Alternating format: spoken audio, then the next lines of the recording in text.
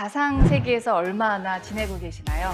인간은 항상 머릿속으로 꿈을 꿉니다. 가상 세계에 대한 동경이 있다는 거죠. 메타버스 세상에서는 경계도 없고 규정도 없고 틀도 없어요. 메타버스라는 신세계가 열릴 거고 이것은 앞으로 10년, 20년 미래 먹거리가 될 거예요. 제가 여러분들을 꿈과 희망으로 가득 찬 가상 세계로 같이 인도를 해볼까 합니다.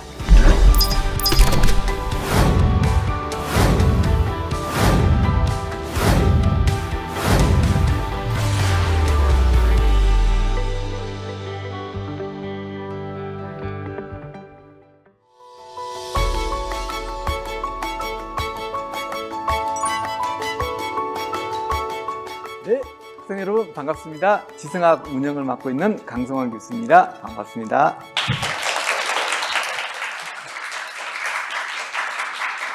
오늘 저희가 모시려고 하는 이미연 리더님은 KT에서 신사업을 하시고 KT에서 임원을 하시고 지금은 SKT에서 메타버스를 담당하고 계신데 지난 시간에 우리가 제페토 얘기를 좀 들었죠. 그 제페토. 근데 SK텔레콤이 만든 제페토와 경쟁이라고 할 수 있는 서비스가 IF랜드입니다.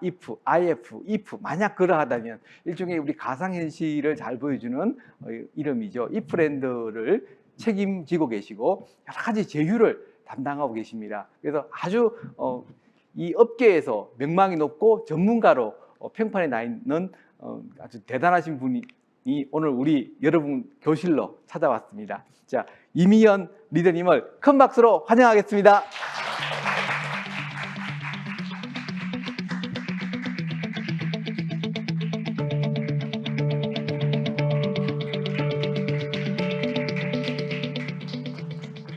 반갑습니다. 너무 저도 여러분들을 만나 뵙게 되어서 설레고요. 소개에 올린 것처럼 저는 SK텔레콤 메타버스 CEO에서 사업 제휴를 맡고 있습니다. 오늘 이렇게 날씨도 좋은 화창한 때에 이게 좁고 답답한 그 스튜디오에 계시니까 좀 안쓰러운 마음이 좀 있긴 하지만 그래도 제가 여러분들을 꿈과 희망으로 가득 찬 가상세계로 좀 같이 인도를 해볼까 합니다. 먼저 여러분께 질문을 하나 드리고 싶은데요. 요즘 가상세계에서 얼마나 지내고 계시나요? 이게 웬 질문인가 하실 텐데 여러분은 이미 가상세계와 현실 세계를 넘나들면서 생활하고 계세요. 우리가 접하는 웹툰, 게임, 소설책, 드라마 모두가 가상세계예요. 그리고 여러분 잠들 때 꿈을 꾸시잖아요. 그것 역시 인간의 본능을 원초적으로 담아내는 가상세계라고 할 수 있습니다. 인간은 원래부터 현실은 일도 해야 되고 하기 싫은 일도 해야 되고 공부도 해야 되고 돈도 벌어야 되고 하는 여러 가지 어려움 속에 직면해 있지만 인간은 항상 머릿속으로 꿈을 꿉니다. 가상세계에 대한 동경이 있다는 거죠. 저희 메타버스는 이러한 꿈을 실현해주는 그리고 같이 꿈꾸는 사람을 만나게 해주는 그런 공간이라고 생각을 합니다.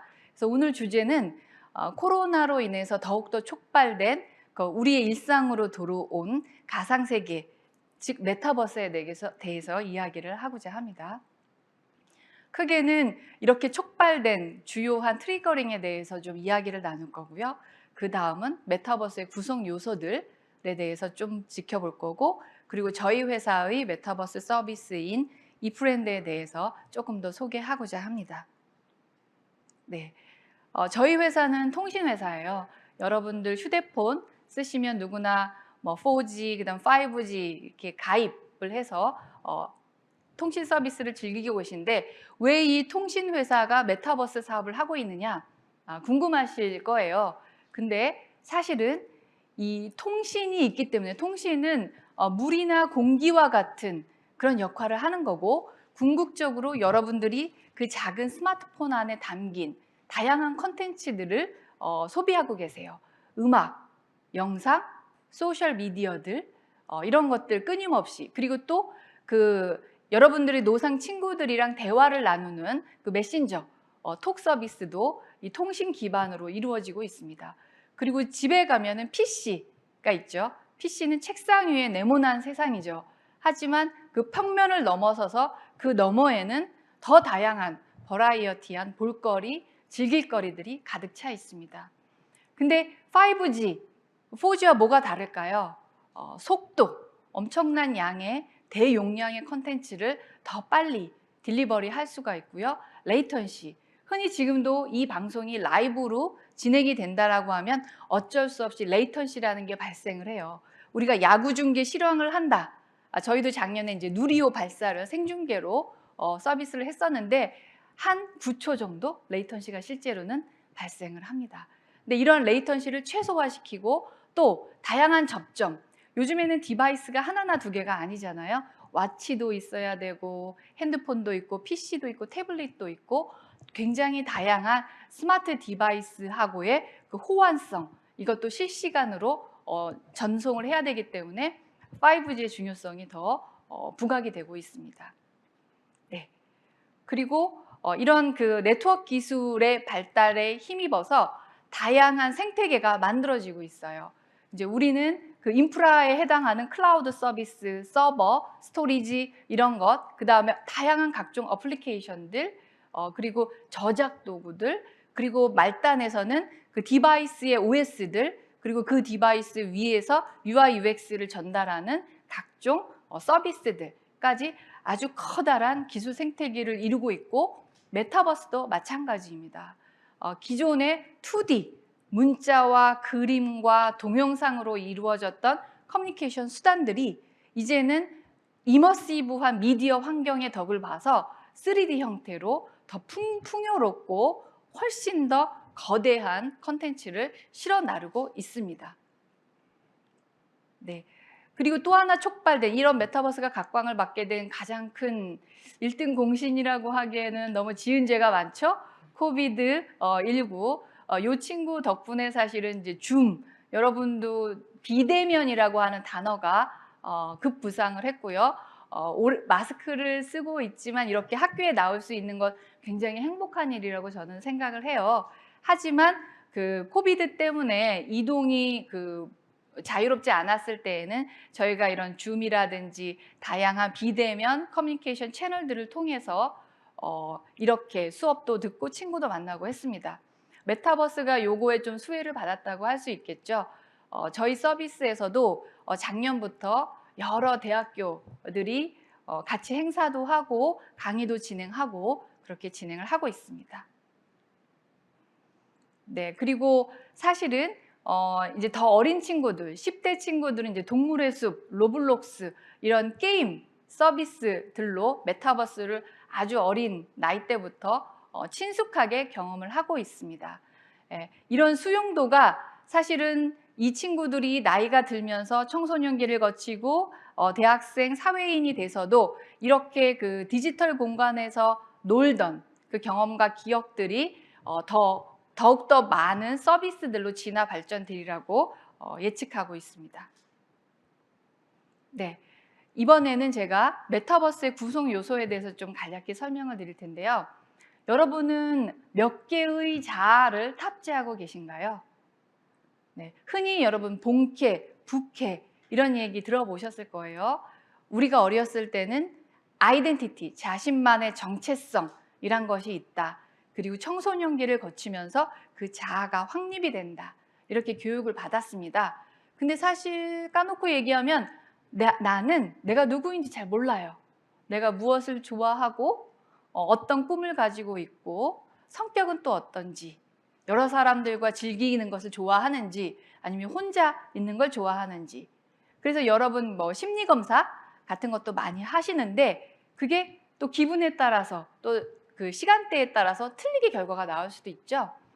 그래서 사실은 멀티 페르소나라는 개념이 부각을 하고 있어요. 우리들도 보면 집에서 사회에서는 이런 소셜 페이스를 하고 있지만 집에 돌아가면 파자마를 입고 널브러지고 덕질을 하고 이런 그 다른 부캐가 또 발현을 하잖아요. 근데 그렇다시피 인간은 하나의 성격이나 특질로 정의 내어지지 않는 것 같습니다. 그런데 이러한 메타버스 세계에서는 다양한 부캐들로 활동을 할 수가 있어요. 저희 회사에서도 이 브랜드 내에서 이제 팀 또는 이제 CEO 단위, 큰 사업부 단위의 회의를 하는데 분명히 남자 직원인데 여성 복장을 하고 들어오세요. 예. 그리고 이제 뭐 이렇게 뭘 뒤집어 쓰고 들어오기도 하고 그 사람의 취향인 거예요. 뭐 그렇게 자연스럽게 원래 가지고 있던 그 본연의 모습을 파기하고 싶어하는 게 인간이라고 저는 여겨집니다. 그래서 메타버스 세상에서는 경계도 없고 규정도 없고 틀도 없어요. 내가 나이기만 하면 돼요. 그것도 그때그때 그날그날의 기분에 따라서. 그래서 아바타라는 게 참 유용하죠. 왜냐? 실제 실물의 본연의 나는 이 얼굴을 커다란 성형수술을 하기 전에는 뜯어 고칠 수가 없잖아요. 이렇게 생겨먹은 걸 어쩌라고 이제 이런 그런 농담 우스갯소리도 하지만 메타버스 세상에서는 내가 누구든지 될 수 있어요. 내가 만드는 거예요. 내가 개성을, 캐릭터를 부여하는 겁니다. 그래서 여러 페르소나를 거느릴 수가 있겠죠. 그래서 훨씬 더 자유로운 세상이라고 우리가 이야기를 하는 것 같습니다. 근데 표현하는 방식은 여러 가지가 있어요. 애니메이션화된 그런 부캐도 있을 수 있고요. 또는 혹은 진짜 동물과 같은 귀여운 캐릭터, 그리고 실사 아바타도 가능해요. 요즘에는 이제 광고, CF 모델 등도 이렇게 AI 기반의 아바타, 실사 아바타로 표현을 해내고 있습니다. 근데 기술적으로 보면 뭐가 제일 어려울까요? 맞습니다. 실사 아바타가 더 어려워요. 예. 여러분 2D 사진은 누구나 다 찍을 수 알잖아요. 3D 사진 찍어보셨어요? 네, 3D 사진이 저희 회사 1층에 점프 스튜디오라는 그 공작소가 있습니다. 카메라가 106대가 설치된 스튜디오예요. 그 안에 쓰면 그 카메라 106대가 저를 스캐닝을 하고 심지어는 이거를 그 정지된 화면이 아닌 3D 영상으로 뽑아냅니다. 근데 이런 거는 이제 렌더링, 실시간으로 렌더링을 해서 다시 조합을 해서 출력을 해내는 그런 과정을 거치는데요. 기술력이 여기까지 와 있습니다. 그래서 나중에 조금 더 이제 메타버스에 입문을 해서 공부를 하거나 탐구를 하시게 되면 이런 초상권에 대한 이슈, 본인의 초상권에 대한 이슈, 그 다음에 이런 자아에 대한 이슈, 이런 것들이 불거져 나올 거예요. 하지만 기술력은 이미 3D 캡처링을 하는 것까지 와 있다 하는 점을 아시면 좋을 것 같고요. 바로 나오네요. 디지털 휴먼이죠. 인간이 나와 똑같이, 인간과 똑같이 생긴 아바타를 만들어내고 있고, 여러 광고 CF에서는 이런 그 자기네 브랜드에 적합한 형태로 디지털 휴먼을 만들어서 활용을 하고가 있습니다. 근데 이거의 장점은 뭘까요? 연예인을 쓰면 더 친숙하고 이런 느낌이 들잖아요. 근데 왜 기업들은 이런 디지털 휴먼에 매료되는 걸까요? 싸다, 일단. 예. 물론 이 유형을 만들어내는 데에는 모델링이라든지 뭐 크리처 작업이라든지 고난이도의 제작 공정이 필요하겠지만 유명 연예인을 우리가 매번 불러다가 영상물을 찍을 수는 없잖아요. 그 비용이 만만치가 않고요. 그런데 비해서 이런 디지털 휴먼은 1년 365일 24시간 동안 공짜로 부려먹을 수가 있잖아요. 예. 이제 그런 측면에서 매력도가 높고, 또 하나 휴먼 에러, 휴먼 이슈 등으로부터 안전하다는 이제 그런 여러 가지 이유가 있죠. 하지만 뭐가 정답인지는 잘 모르겠어요. 인간이 가지고 있는 그 본연의 이런 요소들도 굉장히 중요한 요소라고 생각을 합니다. 그렇지만 이런 디지털 휴먼은 사실은 연예인들이 본인의 부캐를 만들어서 쓰는 것도 저는 좋을 것 같다는 생각이 들어요. 왜냐하면 제가 공연이라든지 이제 컨텐츠 제작을 하다 보니까 아이돌 그룹도 만나고 유명 연예인들도 만나는데 그분들은 사생활이라는 게 없어요. 네. 어찌 보면 인간으로서 당연히 누려야 할 것들, 친구랑 손잡고 뭐 맛있는 맛집을 찾아간다거나 뭐 백화점에서 쇼핑을 한다거나 가족들과 휴양을 한다거나 이런 것들을 즐기실 수가 없더라고요. 근데 만약에 본인이 이렇게 디지털 휴먼을 조종을 할 수가 있고 가상세계의 연예인처럼 활동을 할 수가 있다면 좋겠다, 이런 생각도 들었었습니다.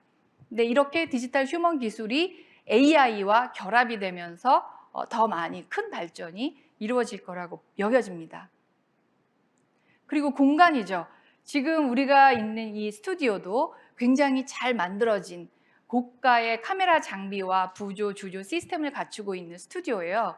근데 이런 곳을 오프라인상에서 건축을 하고 설계를 하고 짓는다라고 하면 굉장히 많은 돈이 들어가잖아요. 가상세계에서는 훨씬 더 저렴하게 더 다양한 공간들을 만들 수가 있습니다. 지금은 뭐 유니티나 언리얼 기반의 엔진 위에서 이런 그 3D 건축물들이 만들어지고 있는데 이런 것들이 점점 오픈 플랫폼, 저작 도구 이런 것들이 나타나고 있어요. 즉 일반 사용자들도 3D의 디자인에 대한 그 전문 지식이 없더라도 누구나 다 손쉽게 나만의 가상 공간을 만들 수 있도록 플랫폼 사업자들이 준비를 하고 있습니다. 그래서 지금은 여러분들이 사실 젊은 친구들이 뭐 3포 세대다 하잖아요. 집을 살 수가 없어요. 서울에 너무 가격이 비싸서. 하지만 메타버스 안에서 나를 위한 가상의 보금자리는 아직도 길이 열려 있어요. 그래서 여러분들도 물론 이제 대리 만족일 수 있지만 가상 공간에서 내가 있고 싶어하는 공간 이런 거 창작을 해서 즐기실 수가 있다. 이런 말씀을 드리겠습니다. 그리고 이제 리얼 월드 이거는 이제 산업계에서 이제 그 디지털 트윈이라고 하는 개념이 있지 않습니까? 실물과 동일한 그런 그 제작 프로세스나 공정을 가상 공간에서 먼저 투영을 해서 작업을 해보고 문제가 발생했을 시 즉각적으로 컨트롤할 수 있는 것과 연동을 시키는 이제 그런 작업들을 위해서 리얼 월드를 미러링 한다고 해요. 그대로 본따서 가상에 구축을 해놓는 이제 그런 작업들도 가능하죠. 특히나 문화 유적지 같은 그런 것은 기록, 보존, 보관의 어떤 가치로도 충분히 의미가 있다고 생각이 듭니다. 네. 그리고 또 한 가지 중요한 요소가 액티비티예요. 우리가 이제 내가 아바타로 어떤 캐릭터를 만들어내고 또 멋진 야외 공간, 가상으로 만들어진 공간에 갔어요. 근데 할 수 있는 액션이 걷는 거, 뛰는 거, 구르는 거 이것만 했으면 좀 심심하잖아요.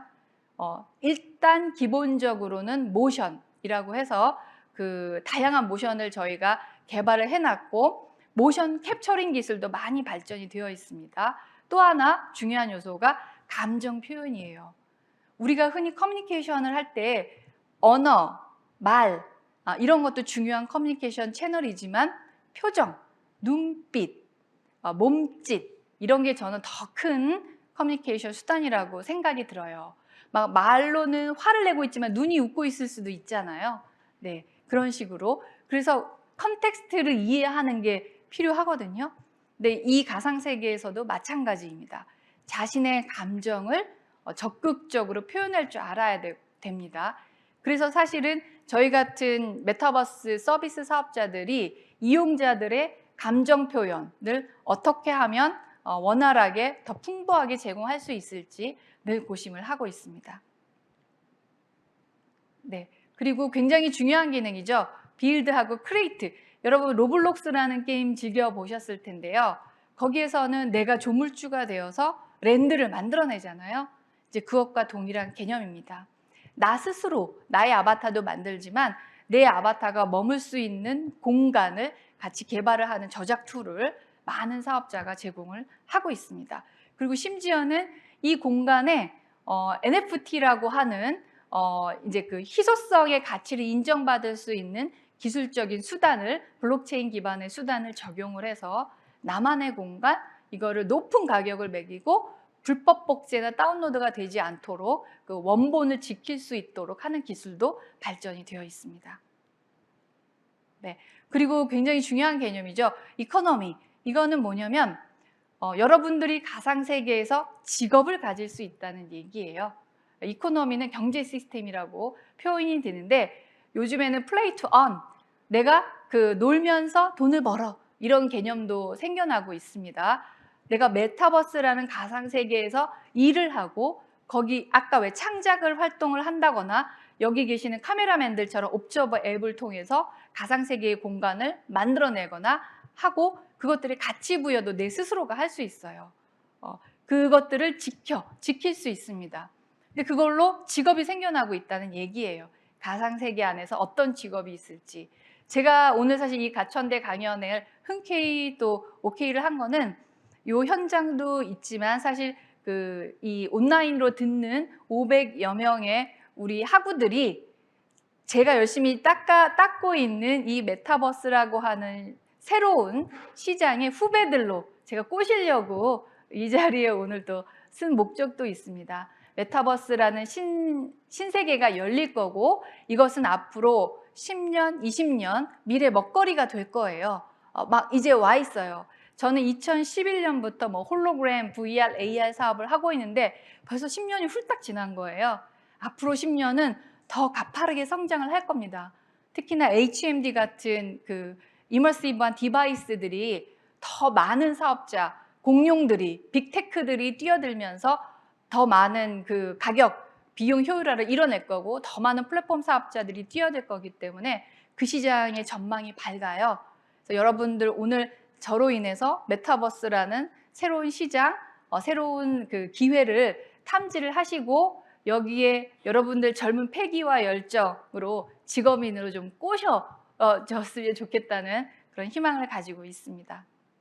네, 이런 이코노미에서는 블록체인 기반으로 내가 만든 창작물, 내가 만든 랜드, 내가 디자인한 코스튬 이런 것들을 판매 가능하십니다. 그리고 수익률도 이건 나도 있지만 같이 힘들게 고생한 친구들하고도 놀아주실 수도 있고요. 그리고 심지어는 내가 구매한 것을 내가 더 비싼 가격을 주고 다른 사람의 리셀링, 재판매도 가능하세요. 네, 여기까지 이제 메타버스에 관련된 어떤 주요한 트리거링과 구성 요소에 대해서 설명을 드렸고요. 여기까지 일단 궁금하신 내용이 있으면 질문 받도록 하겠습니다. 네. 우선 궁금한 점이 개인적으로 저희 20대도 마찬가지로 10대와 마찬가지로 이제 디지털 네이티브라고 하는 친숙도가 어느 정도 형성이 돼 있잖아요. 그럼에도 불구하고 저희 20대는 메타버스에 그렇게 많이 노출되지 않는 것 같거든요. 그런데 20대 친구들 같은 경우에는 메타버스를 굉장히 잘 활용하는 모습을 보이는데 유독 10대 사람들이 메타버스를 좀 더 적극적으로 활용하고 거기에 열망하는 이유가 뭔지 궁금합니다. 네, 저는 그 두 가지 정도가 떠올랐는데요. 하나는 순수하다, 이 친구들이. 저도 이제 그 메타버스 저희 서비스에 들어가 보면 안녕하세요, 언니 뭐 하세요? 이렇게 10대 친구들이 먼저 말을 걸어와요. 근데 저는 그 입이 잘 떨어지지가 않더라고요. 근데 이 친구들은 일단 친구를 사귀는데 꺼리낌이 없는 거예요. 그리고 제가 아파트에서 동네 놀이터에 가보면 요 올망졸망한 요 어린 아이부터 10대 친구들은 처음 보는 사이인데도 마치 10년지기 친구처럼 놀더라고요, 같이.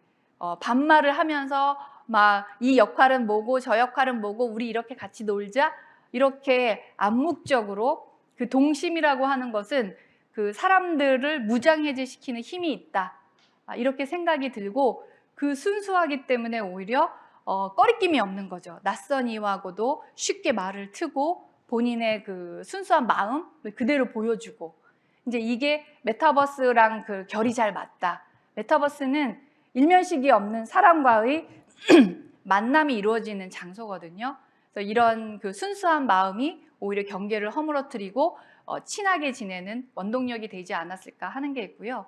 또 하나는 이제 이 사회가 디지털 디바이스, 디지털 가젯들이 너무 일반화되다 보니까 오히려 오프라인에서의 노는 것보다 집 안에서 안전하게, 이제 코로나란 영향도 있었지만 PC나 모바일이나 태블릿으로 안전하게 좀 놀게 하는, 어릴 때부터 그런 그 디지털 가젯에 노출이 많이 되어서 사실은 엄마나 아빠 입장에서는 내 눈에 보이고 아이한테 좀 미안한 얘기지만 요 스마트폰 하나를 쥐어주고 잠깐 놀게 하고 뭐 집안일을 한다거나 하는 그런 행동 패턴도 많이 있을 거라고 생각이 들어요. 그래서 그 아주 값싼 육아 수단이지 않을까 하는 그런 생각이 드는데요. 어쨌든 이 가상 세계에서 아이들은 그 안에서 친구를 만나고 꽁딱꽁딱 뭔가 자기가 만들고 하는 경험이 쌓여 있습니다.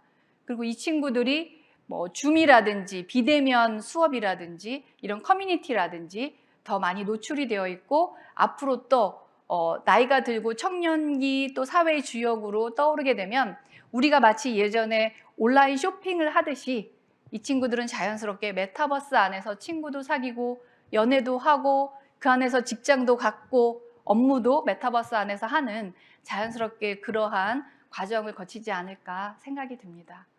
네, 또 다른 질문 있으실까요? 네, 거기 윤태영님. 안녕하세요. 간호학과 19학번 윤태영입니다. 메타버스가 아무래도 어린 친구들이 많이 이용하기 때문에 사이버상의 따돌림 문제를 배제할 수 없다고 생각하는데요. 사이버 따돌림은 확산이 빠르고 또 피해자를 파악하기 어렵다는 점에서 과거에 학교 폭력과 차이점이 있는데 이러한 점에서 메타버스가 새로운 형태의 학교 폭력의 원인처가 되지 않을까 우려가 되는데 이에 대한 리더님의 견해가 궁금합니다. 네, 굉장히 날카롭고 중요한 질문을 주셨어요. 저희도 사업자로서 굉장히 많은 고심을 하고 있습니다. 방금 말씀 주신 그런 폐해들은 사실 이런 서비스의 양날의 검과도 같습니다. 근데 여러분 잘 아시겠지만 칼을 하나 장인이 만들었을 때 이거는 사람을 죽일 수도 있는 무기야. 그러니까 쓰지 마라고 할 수는 없잖아요. 칼은 본연의 용도라는 게 있습니다. 예, 뭔가를 절단을 한다거나 요리를 할 때도 필요하고요. 이제 그러한 용도가 있는데 그 용도에 대한 관리는 사용자와 서비스 제공자가 같이 져야 되는 문제라고 생각을 합니다. 저희 그 메타버스 안에서도 방금 말씀하신 것처럼 이제 그 다양한 연령대의 사람들이 참여를 해요. 그러면 혹여 이제 불순한 의도를 가지고 들어오시는 분들도 계십니다. 그럴 때는 저희가 그 적극적으로 제재를 가해요. 그래서 언어 폭력으로부터 안전하게 아이들을 지키는 거, 그 다음에 그 빈번하게 그런 활동을 하시는 분들은 아예 강퇴 조치를 취하기도 하고요. 또 더 나아가서는 이제 음성과 댓글로 커뮤니케이션이 주로 이루어지다 보니까 그런 것들을 자동으로 거르는 그런 안전한 AI 기반의 서치 이런 그 솔루션들도 도입을 검토하고 있어요. 사실은 그래서 적합한 용도에 맞게 우리 스스로가 관리를 하면서 써줘야 되는데 혹여라도 그런 일이 발생할 경우에는 서비스 프로바이더 입장에서 적극적으로 개입을 해서 관리를 철저히 할 거고 아무래도 그 권력 측면에서 그러니까 어린이라든지 뭐 여성분이라든지 취약계층이라든지 더 정당한 권리를 보장받을 수 있도록 그렇게 지금도 저희 운영팀에서 노심초사하면서 대응을 하고 있습니다. 답변이 되었을까요? 네. 네, 그러면 다음 단계로 한번 넘어가 보겠습니다. 다음은 저희 이프렌드 서비스에 대해서 좀 소개를 해드리고자 합니다. 먼저 서비스 소개 영상을 보겠습니다.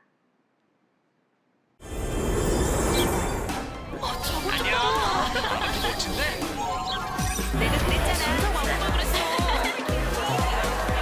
여행이란 진짜 나를 만나게 해주는 것 같아요. 너무 웃겨.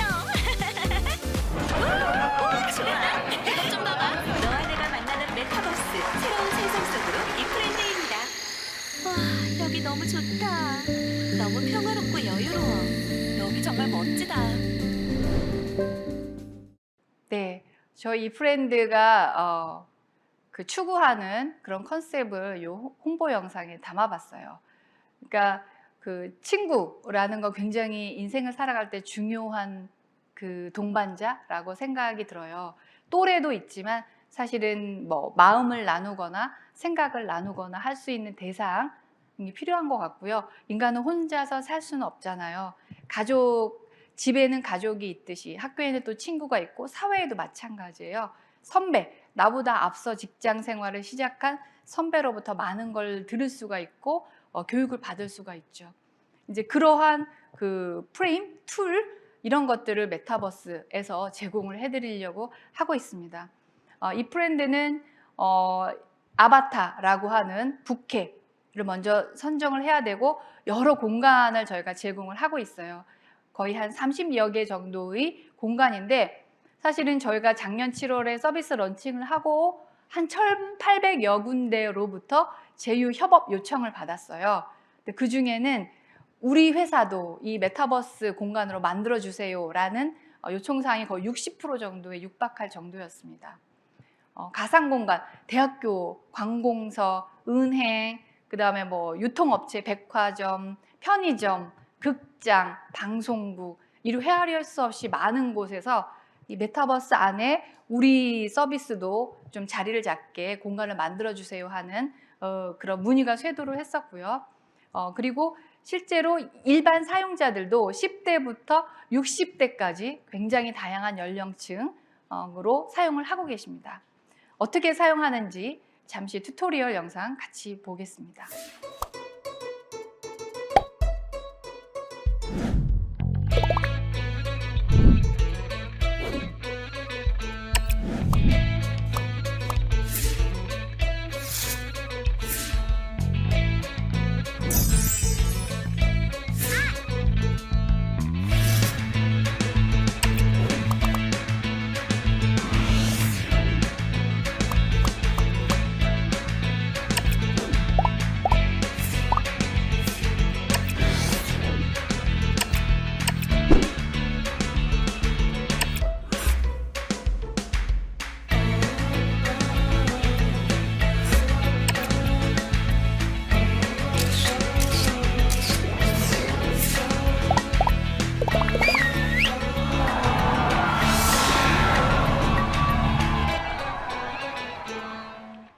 네, 이 프렌드는 크게 두 가지 큰 그 사용 패턴이 있다고 볼 수가 있는데요. 그 첫 번째는 컨텐츠를 제공하고 싶어하는 곳, 뭐 대학교면 대학교, 기업이면 기업이 그 커다란 미덥을 열어요. 나만의 공간에서, 대학교면 대학교 공간에서 이제 강의 서비스, 강의를 한다든지 장을 만들어준다든지 이렇게 제공하는 형태가 하나가 있고요. 또 다른 형태는 일반인들, 개인들이 미덥을 개설을 해요. 그래서 내가 가지고 있는 나만의 취향, 전문 지식, 그 다음에 일상의 소소한 느낌, 이런 것들을 공유하는 미덥, 이렇게 두 가지 큰 틀이 있습니다. 그래서 첫 번째의 경우에는 대규모 행사, 저희가 우리 이 프렌드 같은 경우에는 룸 하나당 131명이 동시에 접속을 하실 수가 있어요. 물론 그리고 K-팝 콘서트 같은 걸 하게 되면 방을 뭐 2개, 3개, 4개를 연달아 만들어 놓습니다. 그러면 본행사 방의 화면을 이제 옵저버 앱 같은 솔루션을 써서 그대로 두 번째, 세 번째 방에 미러링을 해드려요. 그러면 우리 왜 여러분들 큰 대형 인기 그 일타 선생님 강의 같은 경우에는 본 강의가 있고 옆에 방에서 스크린으로 영상으로 선생님 강의를 듣잖아요. 그것과 유사한 컨셉입니다. 지금은 한 방에 동접 인원이 131명이어서 그런 방법으로 서비스를 하고 있고, 연말까지는 저희가 이 한 방의 커버리지를 뭐 200명, 300명, 500명 이렇게 늘려나갈 계획이 있습니다. 그리고 개인들이 여는 미덥은 뭐 2명, 3명, 4명, 5명, 조금 인기가 있으신 분들은 50명, 60명, 70명 이렇게도 그 미덥에 참여를 하시고 계십니다. 네, 그리고 친구들끼리는 비밀방이라 그래서 내 친구하고만 나랑 둘이 대화하는 것도 있는데, 어떤 용도로 많이 쓰냐면 남녀 데이트 할 때 왜 이렇게 딱 썸 타고 막 이렇게 딱 친해지는 그 타이밍에는 한시도 떨어져 있고 싶지 않잖아요. 그래서 보통 음악을 같이 듣는다거나 영상을 같이 본다거나를 하고 계시는데, 요 안에서 많이 해요. 저희가 화면 공유 기능이 이제 오픈이 되거든요. 그러면 뭐 남자친구나 여자친구의 모바일 화면을 같이 볼 수가 있는 거예요. 네, 그래서 음악도 같이 듣고 영상도 같이 보고 서로 둘이 하루 종일 같이 있는, 한 공간에 같이 있는 것 같은 그러한 체험, 경험을 제공을 해드립니다. 지금 보시는 이곳은 순천향대학교 가상 캠퍼스입니다. 한번 보시죠. 실제로 순천향대학교랑 똑같이 생겼습니다. 네, 이렇게 지금 뭐 4월달 벚꽃 길, 그리고 이제 본관 건물이 있고요. 이 영상은 이제 옵저버 앱이라는 저희가 제공하는 툴을 써서 한 건데요. 지금 여기 계신 카메라맨 분들은 더 잘 아실 거예요. 이런 부감샷을 찍으려면은 드론을 날리거나 해야 되거든요. 근데 그럴 필요가 없죠. 이미 3D라고 하는 공간을 우리가 데이터를 갖고 있기 때문에 시야각을 마음대로 조정을 할 수가 있습니다. 요거는 야외 공연장이에요. 그래서 실제로 순천향대학교 입학식은 저 야외 공연장에서 유명 연예인이 나와서 입학식 행사를 콘서트 같이 해주셨습니다. 네, 그리고 실제로 순천향대학교는 2,600여 명 신입생들이 들어왔어요. 저희가 랜드를 각 학과 단위로 만들어 드렸거든요. 그러면 우리과 국어국문학과 70명이 같은 공간에서 입학식을 체험을 한 거고 1부, 2부로 이렇게 나누어져 있어서 1부에는 학교가 일방적으로 제공하는 컨텐츠 경험을 했고 2부에서는 그 70명 한 사람이 다 교수님과 직접 인사를 하고요. 이게 옵저버 앱인데요. 만약에 이 방에 30명 정도가 들어와 있다. 그러면 그 30명의 시야각을 옵저버 앱에서 제공을 합니다. 그래서 그 프로듀싱 하시는 영상 연출 감독이 셀렉트만 하면 바로 영상을 캡처링을 할 수가 있고 OBS나 그 Vmix 같은 솔루션에 얹어서 바로 송출이 가능하고 이때에도 요 메타버스 입학식을 유튜브로 라이브로 송출을 했었습니다. 굉장히 그 찬사를 많이 받았어요. 여기 계신 분들한테 죄송하지만 카메라맨, 음향감독, 조명감독이 필요 없어집니다. 옵저버 앱 하나가 이걸 다 컨트롤을 할 수 있다는 거를 좀 말씀을 드릴게요. 네, 그렇게 해서 입학식 행사를 잘 진행을 했습니다. 이 입학식을 진행하기 위해서 순천향대학교 가상 캠퍼스 맵을 제작을 했죠. 순천향대학교에서 학교 공간의 그 여러 사진, 이미지들을 저희한테 주셨고 심지어 이제 설계 도면까지 주셨어요. 그래서 저희 3D 그래픽 하시는 개발자분이 이제 한 땀 한 땀 공간을 만들어 드린 거였고요. 그리고 과잠이라고 하죠. 코스튬도 각 단과대별로 저희가 제공을 해드렸습니다. 그래서 아이들이 자기 단과대에 맞는 컬러 3개 과잠을 입고 3, 3, 5 모여서 공연도 같이 보고 서로 덕담도 나누고 일부 과에서는 교수님이랑 반모, 어차피 선생님도 아바타, 나도 아바타, 반모 미팅 같은 것도 진행을 하더라고요. 재미있었습니다. 그리고 요거는 고려대학교 같은 맥락으로 고려대학교도 저희가 작년에 MOU를 체결을 했는데 첫 번째 요구사항이 고대만의 메타버스 캠퍼스를 만들어 주십시오 이었고요. 요구사항이 사실은 안암에 이제 큰 캠퍼스가 2개가 있더라고요. 이과대학과 문과대학. 그걸 그대로 만들어 달라고 했는데 우리가 시범적으로 고려대학교 정문과 호랑이상, 그 다음에 SK미래관, 그 다음에 본관 이 정도까지만 만들어드리고 나머지는 올 6월에 저작 툴이 개방이 되니 이제 3D 학과, 이제 컴퓨터 그래픽 학과라든지 이런 쪽에서 교수님과 대학원생과 학부생들이 같이 한 땀 한 땀 그 캠퍼스를 늘려가시면 어떨까요? 이렇게 제안을 드려서 그렇게 만들었습니다. 그래서 요 올해의 입학식은 요 아담한 안암 캠퍼스 가상 공간에서 진행을 했고요.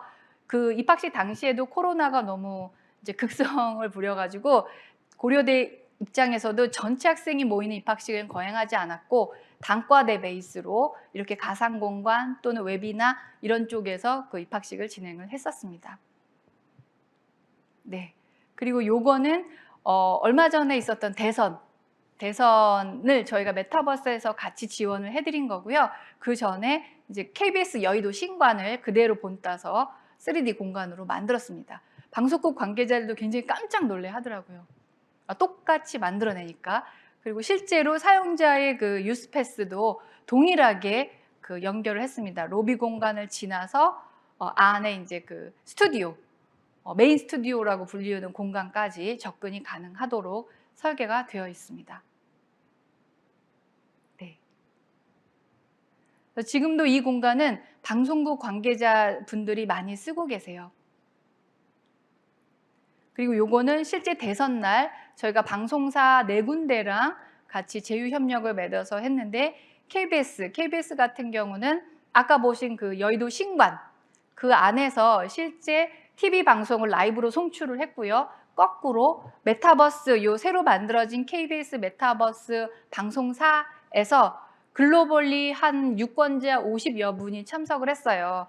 그 올해 처음으로 투표를 했던 그 21살 친구도 들어왔었고 호주에 사시는 재외국인 분들도 들어오셨었고 그래서 한 분 한 분씩 새로운 대통령에게 바란다 이런 이제 인터뷰도 진행을 해주셨고 실제로 그 출구조사를 거의 마치는 정각 6시 즈음에는 메타버스 안에서의 장면을 KBS 1TV 본방으로 송출을 했습니다. 레이턴시 거의 0.1초 정도가 나왔었고요. 그 스튜디오의 앵커와 여기 보시는 저 첫 번째 그림인데요. 저 메타버스 안에서의 KBS의 등장인물들과 티키타카를 했었습니다. 레이턴시가 0.1초니까 거의 체감상으로 느껴지지가 않겠죠.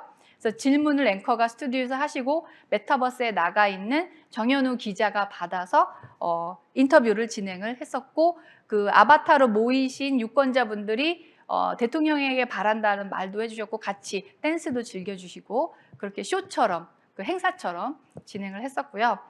재미있었던 것은 이제 MBC도 했지만 JTBC 같은 경우에는 그 저희 1층에 있는 점프 스튜디오에 유력 대권 후보 2분이 직접 오셔서 볼륨메트릭으로 3D 캡처를 하셨습니다.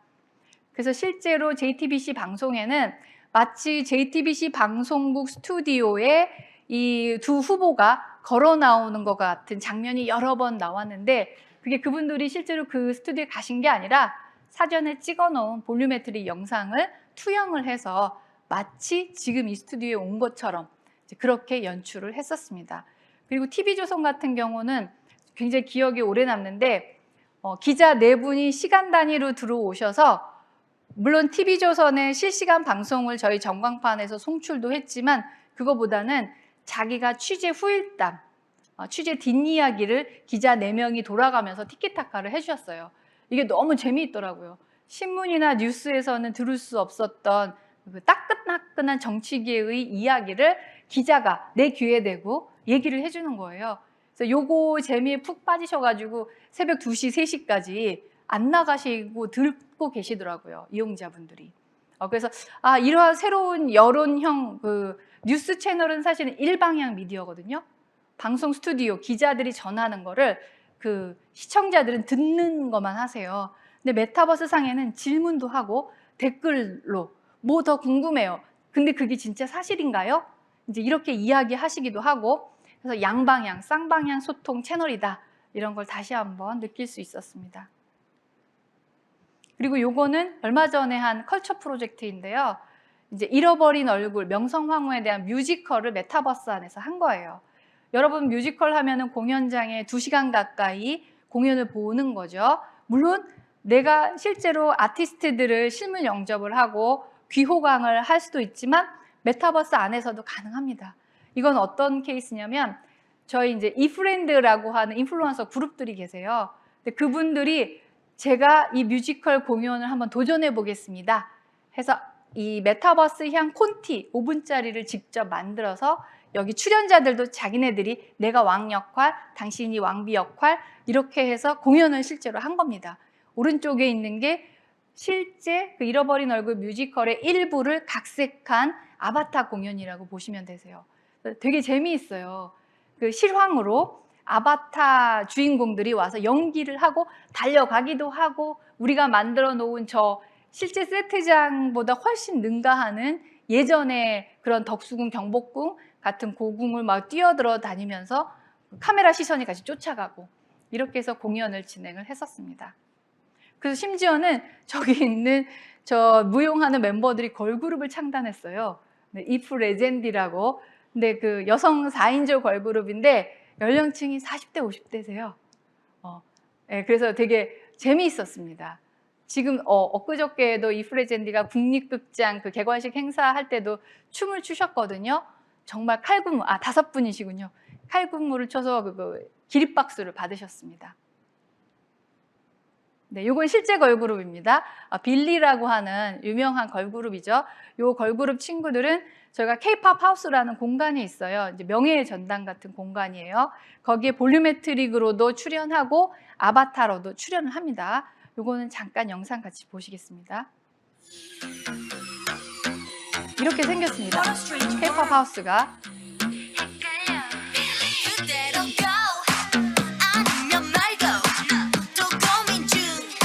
사라진 빌리 참견은 시청자 손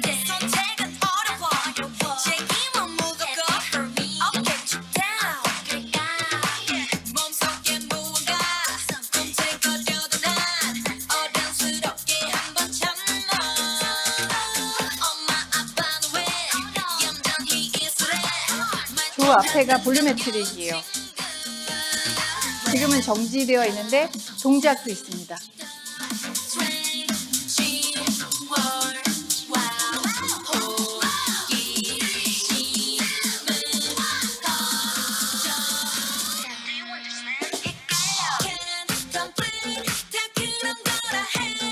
카메라 무빙 360도로 돌아갈 때 이 볼륨메트릭 그 오브젝트들의 뒷면, 앞면 다 볼 수 있는 게 특장점이죠. 우리가 2D 이미지면 정면이면 정면 이렇게 정해진 시각밖에 제공을 하지 않는데 볼륨메트릭은 카메라 웍이 자유롭다 하는 거 그거를 말씀드릴 수 있습니다. 이게 되게 대단하다고 느꼈던 거는 글로벌 팬들이 알아서 들어오세요. 저희 서비스가 현재는 국내향인데 요 빌리 같은 경우는 베트남 친구들 남미 쪽에서 어떻게 저희 앱을 다운로드 받으셨는지 요 팬 콘서트 하는 날 들어오셨고 그 다음에 그 크리스마스 이브 때에도 요런 비슷한 행사를 했는데 거의 2만 명 정도가 접속을 해서 컨텐츠를 같이 즐겨주셨습니다. 제가 말씀드린 그 점프 스튜디오 볼륨메트릭 영상을 캡처할 수 있는 공간이 저렇게 생겼어요. 크로마키 배경으로 되어 있고 이제 카메라가 106대가 그 서라운드로 구비가 되어 있습니다. 뭐 잘 아시는 BTS부터 시작을 해서 유명 연예인분들이 다 촬영을 해가셨고 그 BTS 같은 경우는 그 뮤직비디오를 그 만들어서 코로나 때 굉장히 좀 잘 활용을 하신 케이스입니다. 그리고 저희도 볼륨메트릭으로 이번 MWC에서 HMD 버전으로 공연을 했습니다. 이것도 함께 보시죠. 이분은 제이미라고 하는 아티스트이고요. 네, 볼륨메트릭으로 저희 스튜디오에서 촬영을 했고 이거를 지금 저렇게 원형 구 형태의 그 콘서트 홀을 저희가 가상 공간에 꾸몄고요. 저희 아바타들 대비 거인으로 키웠어요. 이 3D 데이터이기 때문에 크기나 이런 것도 저희 마음대로 할 수가 있어요. 그럼 실제로 내가 HMD를 쓰고 오큘러스 퀘스트 2 버전인데요. 안에 들어가면 우리 제이미 님이 저보다 훨씬 몇 배로 큰 공룡, 거대한 공룡처럼 모습이 보입니다. Did a full 180, crazy, thinking about the way I was. Did the heartbreak change me? Maybe, but look at where I ended up. I'm all good already, so moved on, it's scary. I'm not where you left. 지금 이거는 이제 옵저버 카메라에 그 카메라 패스를 미리 그 예약을 걸어 놓을 수가 있어요. 그래서 그거대로 지금 카메라가 무빙을 자동으로 하고 있는 거고요. 물론 이제 이거는 그 캡처 미리 이제 테스트 샘플로 하기 위해서 한 거고 그 시야각을 마음대로 조정을 할 수가 있습니다. 그래서 이 볼륨메트릭 뮤직 콘서트는 5월 달에 저희가 볼륨메트릭 뷰어를, 플레이어를 개발을 해서 이프랜드에 적용을 시켜 놓을 거예요. 그러면 저희가 지금까지 찍었던 유명 연예인들의 볼륨메트릭 공연을 이프랜드 내에서 즐기실 수가 있습니다. 이거는 그 확실히 차별화된 타 서비스에서는 볼 수 없는 그런 컨텐츠라고 생각하시면 됩니다. 그리고 또 하나가 인플루언서 그룹이 활동을 하고 계세요. 앞서 이야기한 대로 이프렌즈를 지금 4기까지 모았고 4기로 한 300여 분이 활동하고 있고 누적으로 하면 거의 800여 명 가까운 인플루언서들이 지금도 활동을 하고 계세요. 이분들은 주로 본인의 개인기, 자기가 만약에 이 연주자다, 기타리스트다, 이렇게 연주를 하시는 분, 그 다음에 취미, 전문적인 취미를 갖고 계시는 분, 그것도 아니면 일반 대학생들인데 자기만의 이야기를 다른 사람과 나누고 싶어 하시는 분들이 미덕을 많이 열어주고 계세요. 그리고 요거는 그 이프랜드 분들의 홍보 영상인데요. 짧게 보시겠습니다. 핀님이라고 굉장히 유명한 인플루언서시고요. 방송인 마원이는 전직 성우 분이시고요. 요분은 스포츠 좋아하시고 이분도 강사. 우리 찌유님은 초통령이라고 불려요. 네, 초등학생들을 무리들을 끌고 다니고 계십니다. 네, 이러한 다양한 인플루언서 분들이 활동을 하고 계시고요. 경제 시스템이 도입이 돼요. 그러면 후원 시스템, 같은 게 도입이 돼서 이분들이 자신의 그런 노력으로 경제적인 보상을 받을 수 있도록 플랫폼이 곧 열립니다.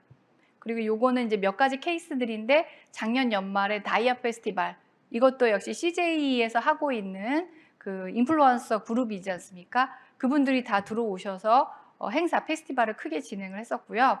또 하나 기억나는 건 올해 1월 1일 날 해돋이를 이제 못 보러 가시잖아요. 코로나 때문에 정동진 같은 데를 우리가 카메라맨을 급파를 했고 그분들이 좋은 지점에서 새벽부터 카메라를 켜고 여명이 밝아오는 그 순간부터 해가 이렇게 올라가는 것까지 실시간 중계를 했었습니다. 근데 저도 이 시간에 있었는데 어떤 느낌이었냐면 해가 진짜 요만하게 보이니까 사람들이 막 댓글창에 소원을 비는 거예요.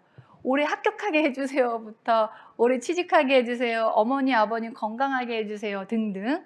그걸 보면서 아, 우리 예전에는 이렇게 이런 때 서로 덕담을 나눴잖아요. 인사하고 옆집하고도 인사하고 그런 느낌이 막 들었어요. 그러니까 나는 한 번도 만나보지도 않은 이 개별 사람들인데 같은 공간에서 해맞이를 하고 있다는 그거 하나만으로도 막 덕담이 막 이렇게 나오고 굉장히 짜릿한 그런 경험이었습니다. 그리고 이제 해맞이, 이 해돋이 장면을 저희 갤러리 랜드가 있어요. 한 공간이 한 52개의 작품을 전시할 수 있게 이렇게 구역이 나눠져 있습니다. 진짜 갤러리만큼 커다란 공간인데 거기 1월달, 2월달에는 해돋이 사진전을 진행을 했었고요. 그리고 이건 제아의 종소리를 12월 31일 날 서울시청과 함께 했었습니다. 오프라인에서는 안 했어요. 이제 사람들 몰려올까 봐. 근데 서울시가 메타버스에서는 그래도 하자. 이래서 저희 타운홀에 이렇게 시청 앞 광장을 그대로 백월 교체를 해서 만들었고 저희가 오브젝트를 이렇게 탱 하면 종이 이렇게 은은하게 울리는 그런 그 효과를 같이 개발을 해서 누구나 오시면 종을 한번 쳐볼 수 있게끔 그렇게 제공을 해드렸고 12월 31일 날에는 연예인들도 오셔가지고 같이 페스티벌을 진행을 했었습니다. 네, 그리고 이거 K-팝 페스티벌은 12월 달에 이제 뭐 유명하신 분들 래퍼부터 박시완 씨, 그다음에 싱어게인 우승자들 이렇게 오셔가지고 즉석에서 페스티벌을 진행을 했습니다. 강연, 지금도 굉장히 많이 강연회는 이루어지고 있고요. 전시를 하시면 이렇게 작가분이 세션을 따로 가지세요. 직접 그 소통을 하십니다. 네, 그래서 왜 이런 작품을 만들게 되었는지, 가장 고통스러웠던 순간은 뭐였는지를 함께 전달을 해서 오히려 듣는 사람으로 하여금 더 많은 감흥 이런 거로 유발이 되는 것 같습니다.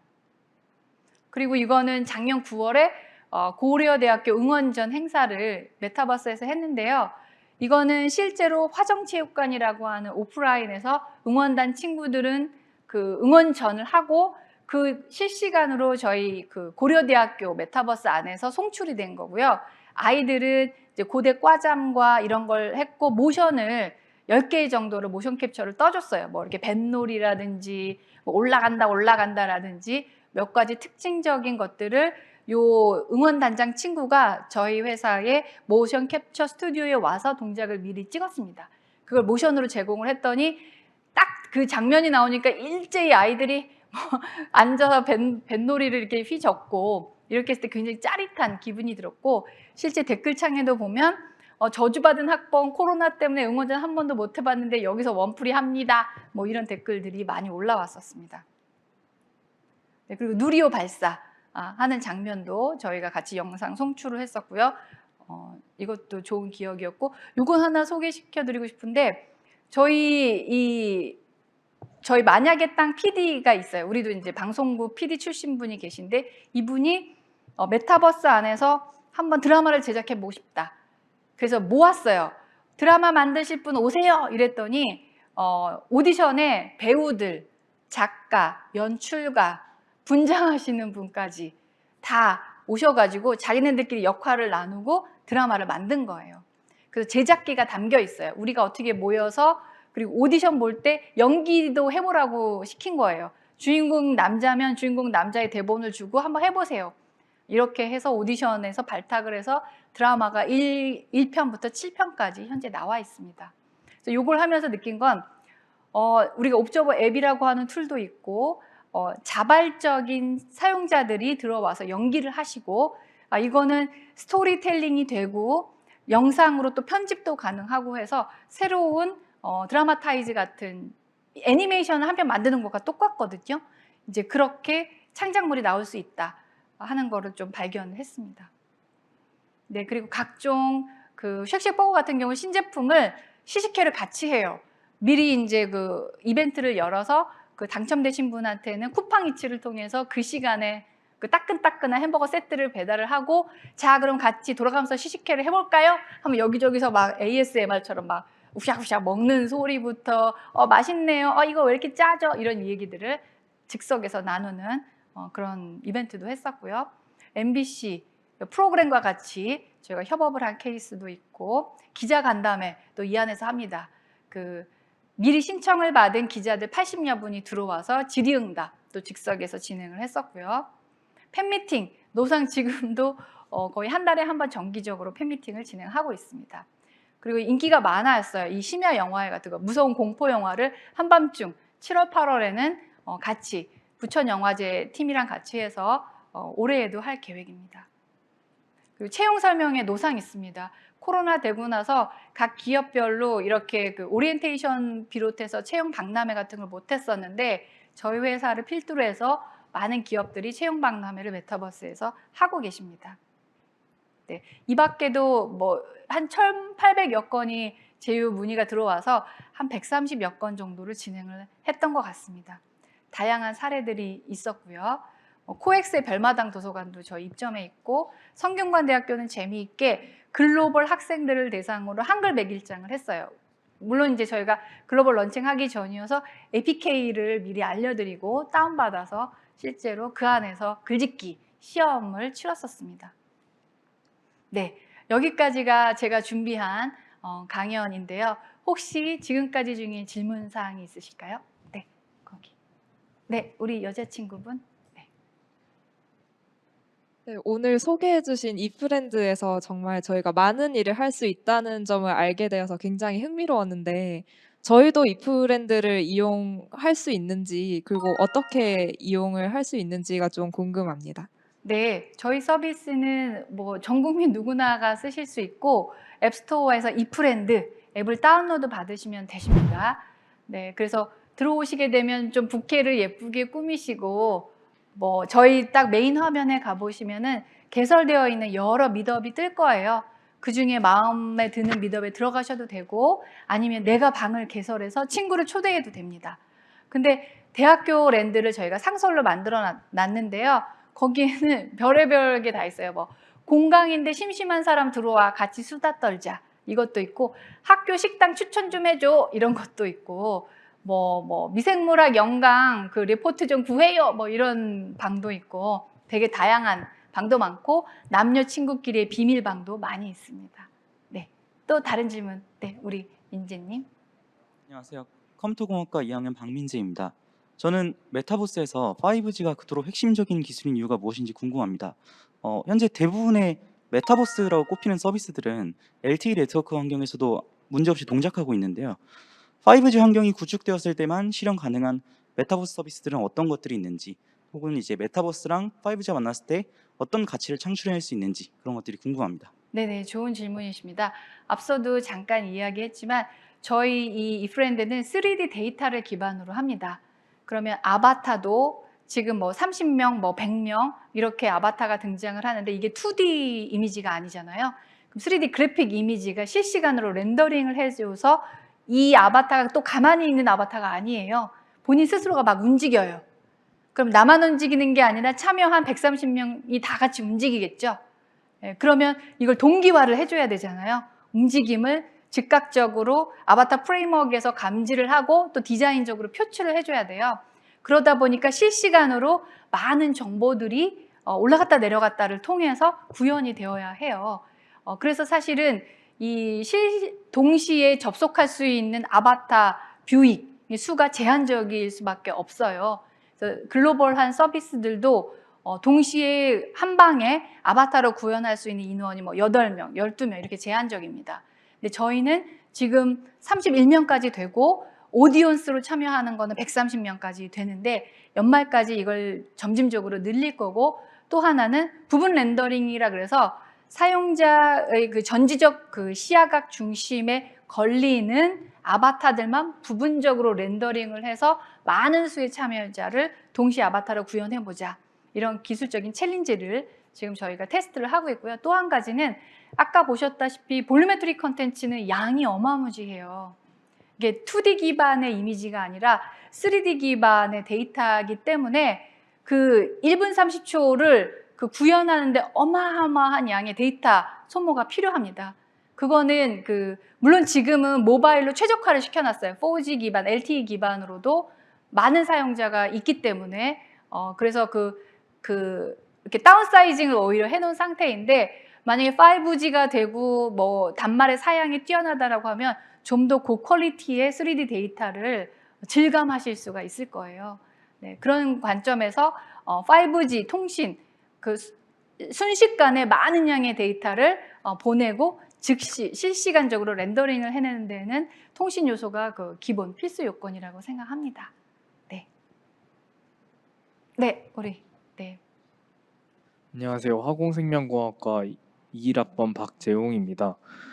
메타버스를 활용한 가상세계 공간에서 체험을 하는 것보다 그 현실 세계 공간에서 그 공간에 직접 가서 체험하는 게 보다 더 흥미가 있을 수도 있다고 생각이 드는데, 그거를 해결하기 위한 컨텐츠들은 또 어떤 것들이 있는지 궁금합니다. 네, 좋은 질문이세요. 저도 사실은 뭐 콘서트가 될지 뭐 미술 전시가 될지 이렇게 현장에서 대면으로 아티스트와 만나는 순간이 더 기대가 되고 오히려 더 많은 감동을 줄 수 있다고 생각합니다. 그런데 제가 예전에 비싼 돈을 주고 콘서트 티켓을 끊고 체육관에서 하더라고요. 올림픽 체육관에서 했는데 그 좌석에서 보니까 아티스트가 진짜 면봉만하게 보이는 거예요. 이럴 때는 진짜 내가 요만한 아티스트를 보려고 여기까지 왔나, 이런 생각도 들고, 오히려 TV에서 보면 물론 감흥은 떨어지겠지만 클로즈업, 직관, 할 수 있는 앵글이 주어지잖아요. 그래서 좀 그렇다 했는데, 우리가 이제 이런 니즈들을 아까 보셨지만 제이미 볼루메트릭 같은 경우는 3D 데이터를 확보해 놓고 있기 때문에 실물과 똑같습니다.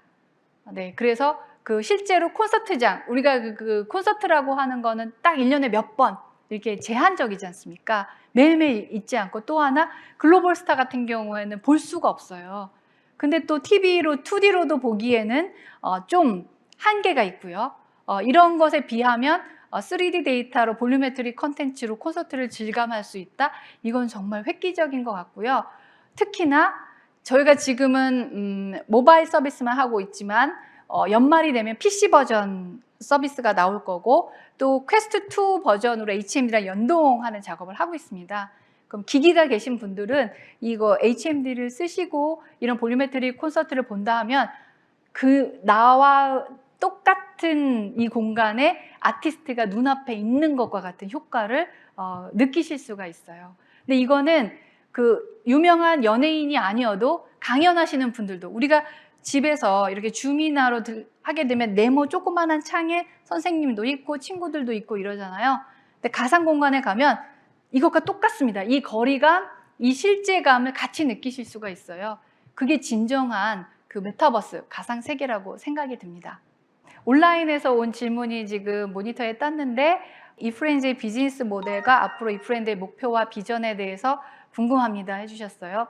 저희 이프렌드는 소셜 메타버스를 추구합니다. 그리고 당연히 글로벌 서비스고요. 저희가 올 9월부터는 글로벌리 런칭이 돼요. 동시에 영어 버전으로 한 80여 개국을 커버를 할 생각이고요. 그리고 개인적인 바람이 있다면 K 컨텐츠를 이 메타버스 플랫폼으로 실어 나를 수 있는 그런 공간이 되기를 첫 번째는 바라고 있고요. 그러니까 음악과 그 다음에 다양한 아티스트들, 저희는 특히나 인디 계열의 아티스트들이 많이 참여를 하세요. 왜냐? 그분들은 코로나로 무대를 잃어버리셨어요. 네. 돈도 못 벌어요. 그래서 일단은 그분들, 자신이 가지고 있는 끼와 재능을 이 메타버스 공간에서 국경을 초월해서 펼치실 수 있도록 저희가 그런 플랫폼이 되고자 지금도 그래서 볼리메트릭 콘서트라든지 인디 살롱 매주 목요일마다 인디 아티스트들이 그 공연도 해주시고 계시고요. 홍대 거리도 5월 말에 입점을 합니다. 그러면 힙합 래퍼들도 들어오실 거고, 그래서 다양한 젊은 친구들이 즐길 수 있는 문화 공연, 문턱이 좀 높지 않습니까? 그것들을 더 손쉽게 즐기실 수 있도록 하고, 저희 서비스가 잘 안 갔지만 음질이 굉장히 좋아요. 그래서 저도 목요일 7시에 그 인디살롱에 들어가면 비호감, 오페라 가수, 팬텀싱어 가수들 나와서 노래해 주는데 소름이 쫙 돋더라고요. 그러니까 희열을 느낀다는 거예요. 이제 그런 서비스를 해드리길 원하고, 수익 모델은 저희가 경제 시스템, 후원 시스템이 들어옵니다. 물론 이제 그 NFT를 적용을 할 거예요. 그래서 IFX라고 하는 코인이 발행이 될 거고, 그걸 이제 여타의 다른 코인과 호환이 되도록 하는 작업도 이루어집니다. 그러면 이런 그 콘서트, 양질의 콘서트를 보고 사용자들이 후원, 꽃을 헌납하게 하는데 그 꽃이 사실은 돈인 거죠. 이제 선물 상자도 이렇게 조공 바칠 때 하듯이 주는데 그게 또 가상화폐인 거고, 이제 이렇게 해서 경제 시스템이 돌아가도록 하는 그런 수익 모델을 가지고 있습니다. 네, 그래서 비전은 지금 이제 그 페이스북이 메타라고 사명을 바꿨어요. 그리고 페이스북이 그 HMD, 오큘러스 퀘스트라고 하는 그 기기도 생산 판매를 하고 있고요.